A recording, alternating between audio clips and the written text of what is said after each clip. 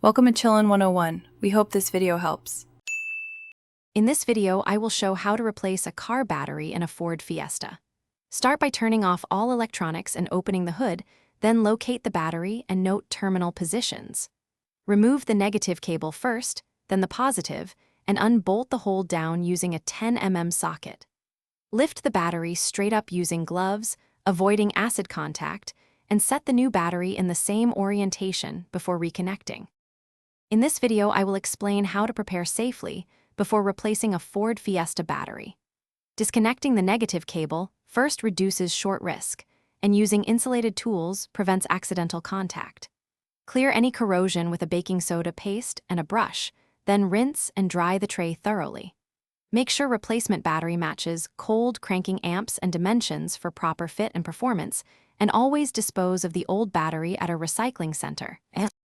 In this video, I will help you remove and install the battery in a Ford Fiesta step by step. After removing both terminals and the hole down, lift the battery using both hands and avoid tilting it to prevent acid spills.